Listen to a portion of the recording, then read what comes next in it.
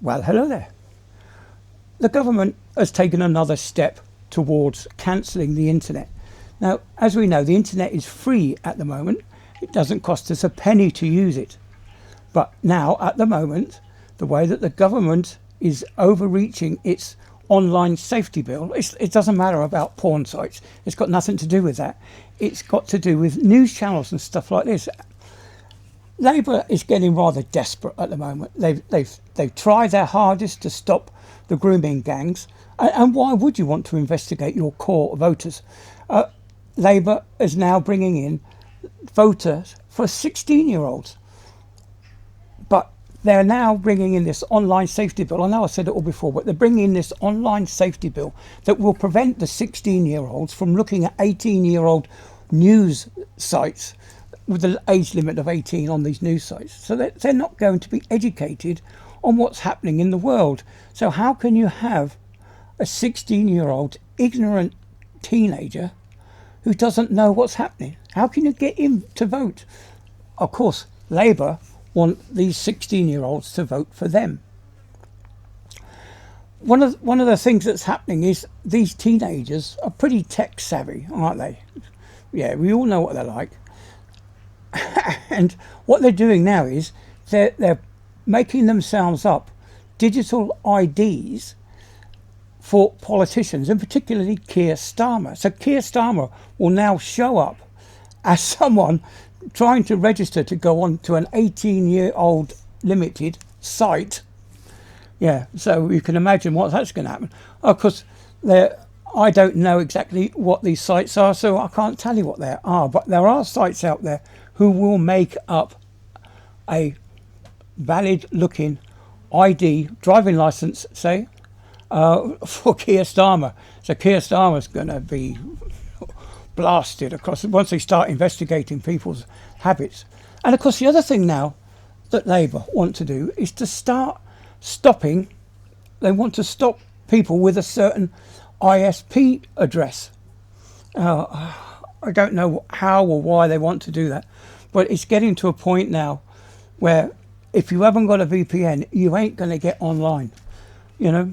So I've got a VPN. I would recommend that you go out and find yourself. There's plenty of free ones around. I don't know how good they are or not, but I've got one. It's a Nord VPN. It's the same as my daughter. She's got one in France, because the French are doing exactly the same as they're doing in England. They're limiting what you can watch on an 18-year-old site, as it were. Anyway, so there will be a march going ahead in September 13th, I think, down in London. Now, I'm not going to go because I'm not sure if I'm going to be working or not. I probably think I'm going to be working, or if not, then I've got something planned for the beginning of September, the first 2 weeks. So unfortunately I can't go, but I am absolutely livid, and if I could go, I would go. September the 13th. We've got to tell this government that we don't want them anymore. Well, the vote come in at 33% of the vote went to Labour, and the rest of it was divided amongst everybody else, which is exactly what Labour wanted you to do. They wanted you to fragment yourself and vote for a couple of votes here, a couple of votes there, but mainly they got in because nobody else wanted the other parties, basically, so they all voted Labour. And I bet you a pound to a pinch of whatnot that everybody else is not happy with Labour, or those people that unfortunately did vote for Labour. It's been an absolute nightmare. As we're finding out, Labour's introduction of VAT onto private schools has meant that 54 private schools have shut down, which means that 54, 53, whatever it is, schools that have shut down will now have to send their pupils back into mainstream schooling. How much extra burden does that put on the schooling system?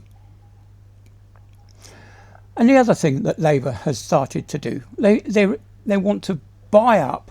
They've given the councils permission to buy up your allotment. It's not about food, because yes, you do grow food on allotments, but my mother-in-law and my father-in-law, they have an allotment which they've had for donkey's years, and some of the allotments have gone right the way back to the 1500s. So can you imagine that? Over 500 years, these allotments have stood, allowing people to grow food or do whatever they like on it. The father-in-law and mother-in-law, they know people who just grow flowers because it makes them happy to take home a few fresh cut flowers every day.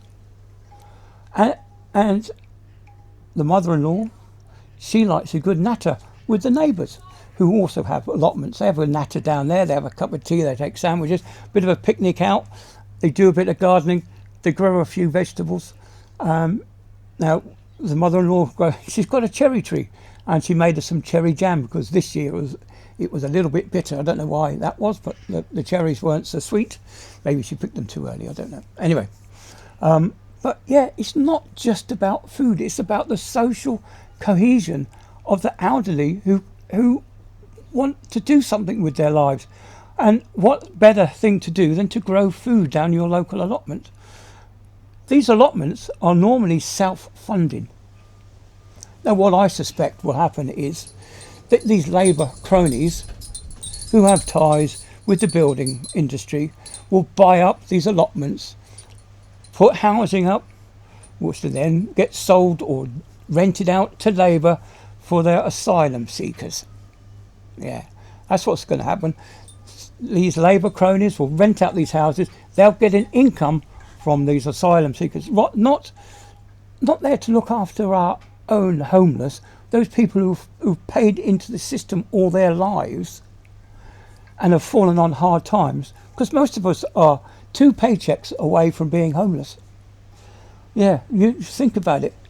If you went without a wage for 2 months, you'd be out on your ear, wouldn't you? You wouldn't be able to afford the mortgage. Yeah, it's not funny the way that Labour's doing it now. And of course, there's a new budget coming up, isn't there? Will they increase taxation? Don't know, do you? It's just too scary to think about. I know petrol hasn't gone up too much, but trust me, it will. They're going to put more tax on petrol. It's just unreal. Anyway, I waffled on.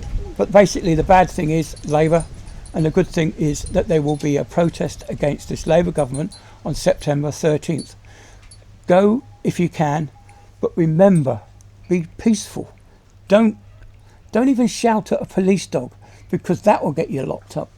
Don't put anything out that's mean on Facebook or Twitter, because you'll get locked up. You can say what you like as long as it's not considered hate speech. You can say that you're concerned about the number of Muslim migrants coming into this country. You can say that you are concerned about the level of immigration in this country. You can say that you're concerned about the level of Islamification of this country. We've seen that Muslims are taking over in powers or positions. How many mayors around the country have we seen whose first language is not English? How many people in power whose first language is not English? I had to speak to the HMRC the other day talking about my tax, because my tax has gone up by £200 a month. I've got to pay an extra £200. Right? But the person on the phone, his first language wasn't English, and it was so difficult to understand. I'm not being racist or rude. His accent was so heavy for that particular country that he came from that I could barely understand what he was saying. Yeah, apart from feeling insulted that a foreigner was telling me what tax I've got to pay is another story. But go out there, protest, but make sure that you're calm and collected. Don't have placards with rude words. Don't shout at the police. If the police try to arrest you, say nothing. Right? Your best defence when talking to the police is to say nothing. We have 2-tier policing in this country, and your best thing to do is to say nothing. You have the right to remain silent when dealing with the police. So that's what I would recommend that you do. Anyway, that's enough of that. Waffled on, and I'll see you all on the next one.